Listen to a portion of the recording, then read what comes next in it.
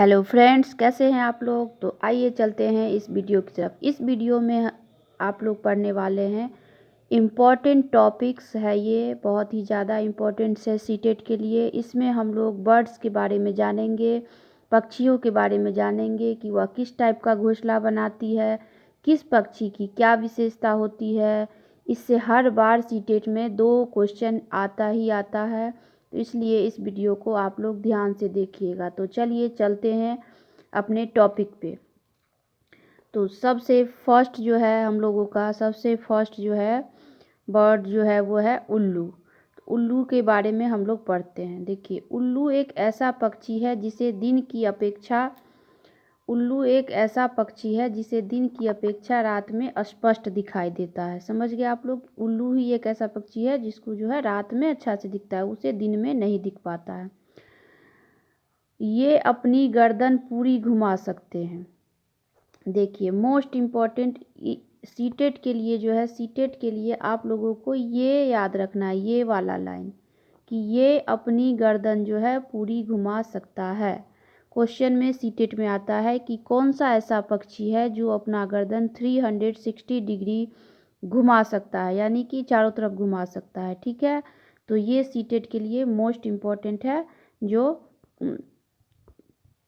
CTET के लिए most important है, जो उल्लू जो है अपना गर्दन पूरी घुमा सकता है। देखिए, नेक्स्ट है उल्लू एक विशेष समूह का उल्लू के विशेष समूह को जो है पार्लियामेंट कहा जाता है। उल्लू के विशेष समूह को क्या कहा जाता है? उल्लू के विशेष समूह को पार्लियामेंट कहा जाता है।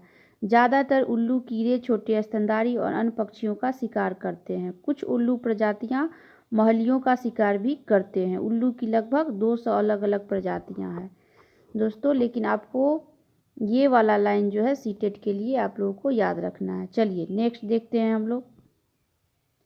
नेक्स्ट है हम लोगों का शुतुरमुर्ग। तो आइए जानते हैं शुतुरमुर्ग के बारे में। शुतुरमुर्ग पक्षियों की सबसे जीवित प्रजातियों में से एक है और यह किसी भी अन्य जीवित पक्षी प्रजाति की तुलना में सबसे बड़े अंडे देता है।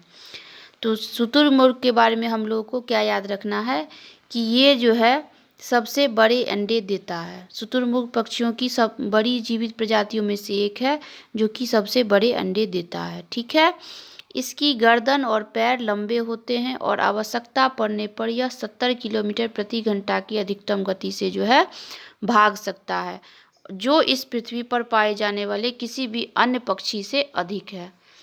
ओके, लेकिन हम लोगों को सीटेट के लिए इतना याद रखना है कि इसके अंडे बड़े होते हैं। तो आगे बढ़ते हैं। नेक्स्ट है मोर। मोर के बारे में चलिए जानते हैं। मोर क्या है? मोर भारत का राष्ट्रीय पक्षी है। तो सब लोग जानते हैं कि मोर भारत का राष्ट्रीय पक्षी है, इसमें तो कहीं से भी गलत होने का कोई ये नहीं है। मोर सर्वाहारी पक्षी है और ये मुख्य रूप से बगीचों और जंगलों में पौधे, फल और बीज, फूलों की पंखुड़ियाँ, चींटी आदि खाते हैं। ठीक है, मोर का सबसे आम भोजन क्या है? अनाज है। मोर जो है छोटे सरीसृप भी खाते हैं, जैसे कि सांप। मोर उतना नहीं पूछा जाता है सीटेट में, इसलिए चलिए बढ़ते हैं अगला पक्षी है हम लोगों का गौरैया और कबूतर। गौरैया और कबूतर के बारे में पूछा जाता है, इसके घोंसले के बारे में पूछा जा सकता है। तो गौरैया जो है आमतौर पर घर के आसपास घोंसला बनाती है। गौरैया कहाँ घोंसला बनाती है? घर के आसपास। ये अलमारी के पीछे, छत या आईने के पीछे जो है बनाती है। और कबूतर भी पुराने मकान या खंडरों में बनाती है। ये भी अलमारी के पीछे, छत या आईने के पीछे बनाती है, लेकिन ये कबूतर जो है पुराने मकान या खंडरों में बनाती है। ठीक है, चलिए नेक्स्ट देखते हैं। नेक्स्ट है बगुला। बगुला भैंस पर बैठकर उसके कीटों को खाता है। ठीक है, बगुला क्या करता है? भैंस पर बैठ के उसके कीटों को खाता है। भैंस को कीड़ों से छुटकारा मिलता है और बगुले को भोजन मिल जाता है। ठीक है, और इस दोनों का ये रिलेशन क्या कहलाता है? तो ये रिलेशन कहलाता है सहजीवी संबंध। तो बगुला और भैंस का जो है ये भी पूछा जा सकता है कि बगुला और भैंस में किस तरह का संबंध है। तो बगुला और भैंस में सहजीवी संबंध है। ठीक है, चलिए आगे बढ़ते हैं। हमिंग बर्ड्स, देखिए हमिंग पक्षी क्या है। हमिंग पक्षी जो है दुनिया का सबसे छोटा जीवित पक्षी है। हमिंग पक्षी क्या है, दुनिया का सबसे छोटा जो है जीवित पक्षी है, जिसकी लंबाई सिर्फ 5 सेंटीमीटर होती है। जिसकी लंबाई सिर्फ 5 सेंटीमीटर होती है। हमिंग पक्षी जो है पीछे की ओर उड़ सकते हैं। देखिए ये लाइन हम लोगों को याद रखना है कि कौन सी, ऐसा पूछा जा सकता है कौन सा पक्षी जो है पीछे की ओर उड़ सकते हैं। तो हमिंग बर्ड जो है, हमिंग बर्ड्स जो है वो पीछे की तरफ उड़ सकते हैं। चलिए आगे चलते हैं। आगे है हम लोग का कौवा। कौवा जो है कौवा का घोंसला जो है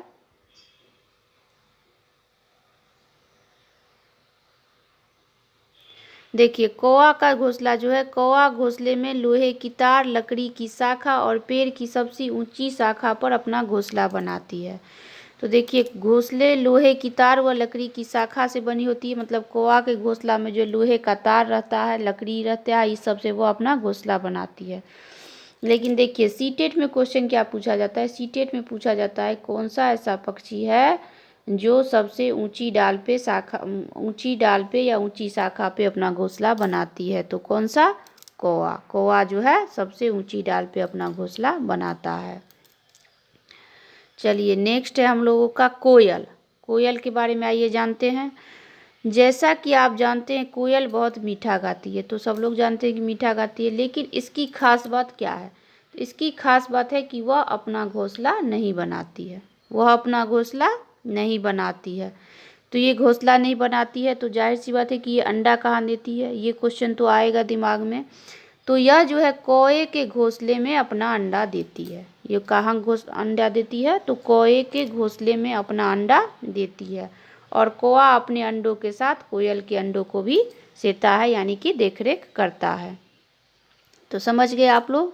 सबसे पहले तो कौआ जो कि सबसे ऊंची डाल पे अपना घोंसला बनाती है, और जो कोयल है वो अपना घोंसला न बनाकर अंडे जो है कौए के घोंसले में देती है। ये दो चीज़ हम लोगों को याद रखना है।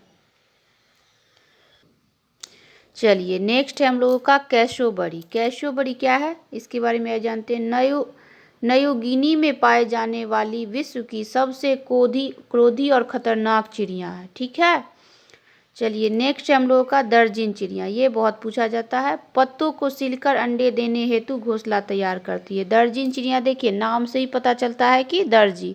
ठीक है, तो ये क्या करता है, दर्जी वाला काम भी करती है।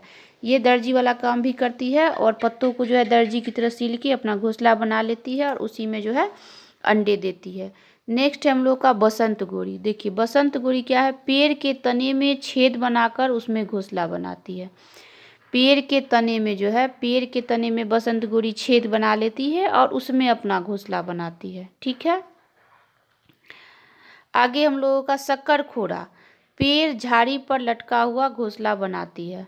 पेड़ झाड़ी पर लटका हुआ घोंसला बनाती है, यानी कि पेड़ या झाड़ी सबसे शक्करखोरा का जो घोंसला होता है पेड़ या झाड़ी पर से जो है लटका हुआ होता है।